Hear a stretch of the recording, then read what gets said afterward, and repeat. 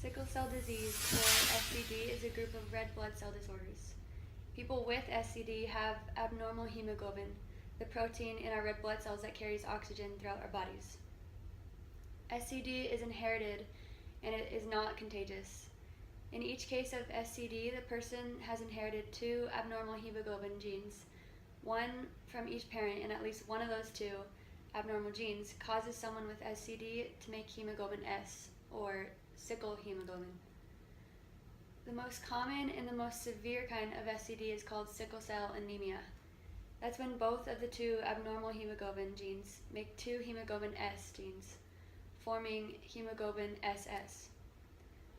Another type of SCD, the second most common, is called hemoglobin SC disease. This type happens if the hemoglobin C gene from one parent and the hemoglobin S gene from another parent is inherited. Someone with hemoglobin SC disease will have similar symptoms to someone with sickle cell anemia, but the anemia may not be as severe.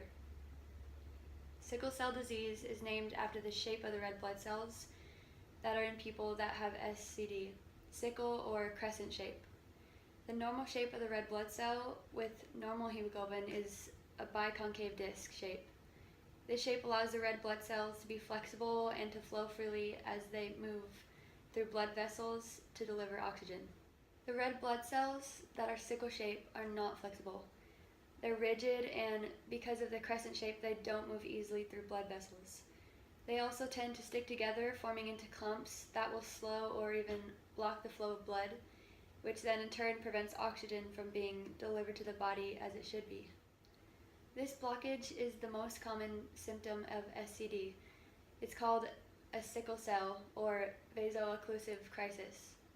A sickle cell crisis can happen suddenly without any warning, and the severity of the pain varies from mild to severe, lasting anywhere from an hour to over a week. Another common side effect is anemia.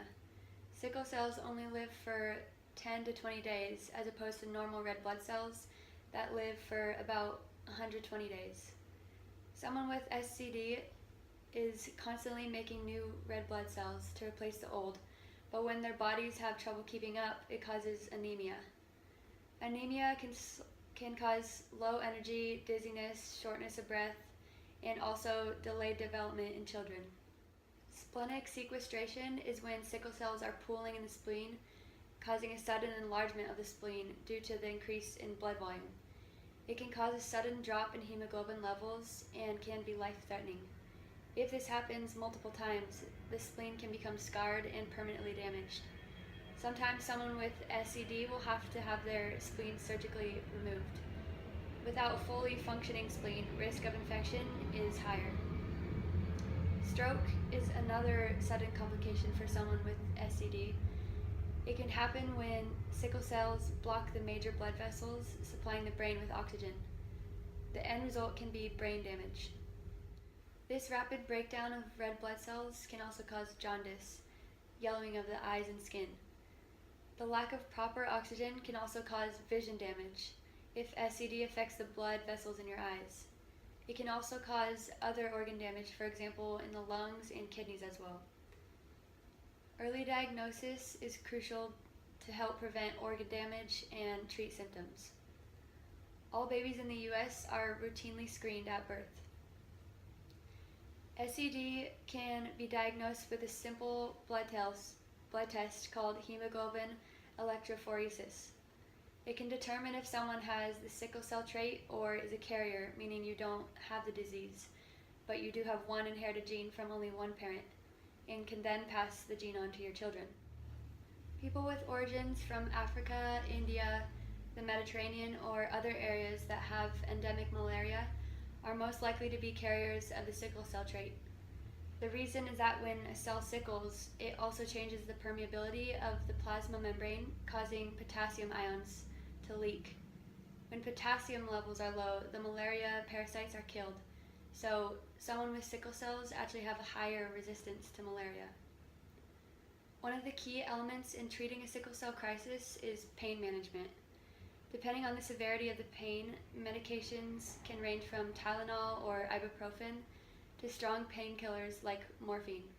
Vaccinations and antibiotics are given to prevent infections. Blood transfusions are used to treat anemia or prevent a stroke by diluting the abnormal hemoglobin.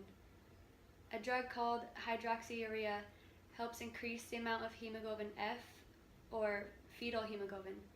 Having high levels of hemoglobin F can decrease the chances of red blood cells turning sickle shape, lowering their chance of having a sickle cell crisis.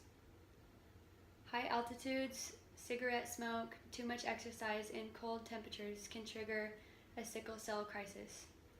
Appropriate hydration and a healthy diet supporting red blood cell production can help to prevent a sickle cell crisis. Hematopoietic stem cell transplantation, or HSCT, if it is successful, is the only treatment that is known to cure SCD. The goal is that the donor stem cells would replace those of a person with SCD, but finding the appropriate donor, the high risk and related expenses make this a rarely used treatment. Since 1984, there have only been 1,200 attempted transplant with an 85% success rate. In conclusion, there have been improvements in the diagnosis and treatment of SCD in the last 4 decades, which thankfully has raised the life expectancy from only 14 years old in 1973 to 40 to 60 years. Although having SCD is a lifelong battle, many people have now been able to have good quality of life as they learn to manage this disease.